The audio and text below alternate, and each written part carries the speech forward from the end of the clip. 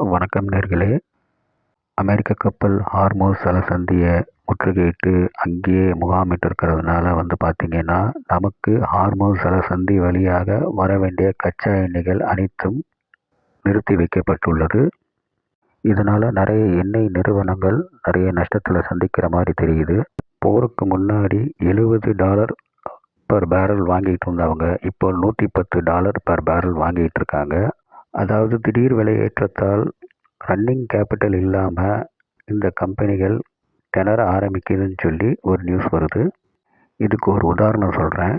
இப்போது $70 இருக்கும்போது நீங்கள் கிட்டத்தட்ட 100 கப்பலுக்கு ஆர்டர் கொடுத்து கச்சா எண்ணெய் வந்துக்கிட்டு இருந்ததுன்னா, இப்போ $110 இருக்கும்போது நீங்கள் பார்த்தீங்கன்னா 70 கப்பல்களில் மட்டும் சரக்கு கொண்டு வரீங்க. அதாவது உங்களோட ரன்னிங் கேபிட்டல் கிட்டத்தட்ட ஒரு 30 கப்பலுக்கு குறைஞ்சி போச்சு.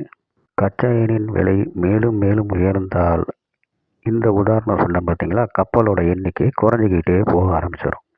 இந்த பிரச்சனைக்கு மேலும் எண்ணெயை ஊற்றுறதுக்கு பார்த்தீங்கன்னா இந்தியாவோட ரூபாயோட மதிப்பும் குறைஞ்சிக்கிட்டே வருது. கடந்த 2 மாதம் சம்மர் ஹாலிடேஸாக இருந்ததுனால பெட்ரோல் டீசல் விலை உயர்த்தப்படவில்லை. ஆனால் கேஸ் விலை மட்டும் ஏறிக்கொண்டே இருந்தது. ஜூன் மாதம் பள்ளிகளும் கல்லூரிகளும் திறக்கும்போது பெட்ரோல் டீசல் தட்டுப்பாடு இருக்கிறதுக்கு வாய்ப்புண்டு. இந்தியாவில் இருக்கும் கையிருப்பு பெட்ரோல் டீசல் அந்த சமயத்தில் வேகமாக காலியாக வாய்ப்புள்ளது. பள்ளி கல்லூரிகள் மற்றும் ஹாஸ்டல்கள் திறக்கப்பட்டவுடன் மறுபடியும் கமர்ஷியல் கேஸின் விலை பல்மடங்கு உயரும் என எதிர்பார்க்கப்படுகிறது. இந்த ஜூன் மாதம் அனைத்து எண்ணெய் நிறுவனங்களும் ஒரு பெரிய லாஸை நோக்கி போவது போல் தெரிகிறது. இந்த ஜூன் மாதம் இந்தியாவுக்கு ஒரு பெரிய சவாலாகவே முன்னிற்கும். சரி, இப்போது காரணங்கள் என்னன்னு பார்த்துடலாம். நமக்கு ஹார்மோஸ் ஜலசந்தி வழியாக க்ரூட் வந்துக்கிட்டு இருந்தது. அது போக எல்பிஜி வந்துக்கிட்டு இருந்தது. ஆனால் இப்போது ஆல்டர்னேட் சோர்ஸாக யுனைடெட் ஸ்டேட்ஸ் மூலமாக நம்ம வாங்கிட்டு இருக்கோம். அதாவது எல்பிஜி அமெரிக்காக்கிட்டேயும் க்ரூட் ரஷ்யாக்கிட்டேயும் நம்ம வாங்கிட்டு இருக்கோம்.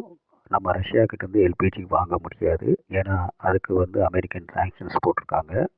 இப்போது மேலே இருக்க வரைபடத்தை பாருங்கள். நமக்கு எல்பிஜி டேங்கர் கப்பல்கள் பார்த்தீங்கன்னா முந்தி 2லேருந்து 5 நாள் ஆயிரும் வளைகுடா நாட்டிலேருந்து வர்றதுக்கு. ஆனால் இப்போது அமெரிக்காவிலேருந்து வர்றதுக்கு 25லேருந்து 30 நாள் ஆகுது. நமக்கு சிலிண்டர் காத்திருப்பு நாட்கள் மேலும் கூடுறதுக்கு நிறைய வாய்ப்புகள் உள்ளது. இந்த ஜூன் மாதத்தில் இருந்து நமக்கு இந்த மே மாதமே பார்த்திங்கன்னா யூஎஸ்லேருந்து தான் எல்பிஜி க்ரூட் வந்துக்கிட்டு இருந்தது.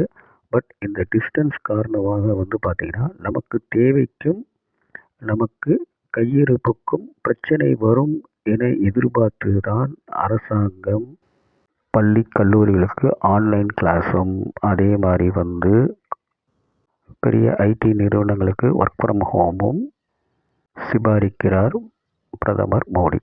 என்னதான் நமக்கு அமெரிக்காவிலேருந்து எல்பிஜி சிலிண்டர் வந்தாலுமே அது காஸ்ட், அதாவது ஷிப்பிங் காஸ்ட்டோட ரேட்டை பல மடங்கு உயர்த்துது. அதே மாதிரி கப்பலுக்கும் பற்றாக்குறை ஏற்படுற மாதிரி செய்யுது.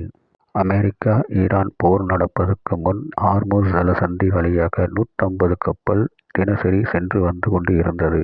இன்று அமெரிக்க போர்க்கப்பல் முற்றுகையால் போக்குவரத்தே ஸ்தம்பித்துள்ளது. ஹார்மோஸ் ஜலசந்தி வழியாக தினசரி 50 கப்பல் போக்குவரத்து நடந்தால் மட்டுமே இந்த பிரச்சனைக்கு ஒரு சுமூக முடிவு கிட்டும். நன்றி, வணக்கம்.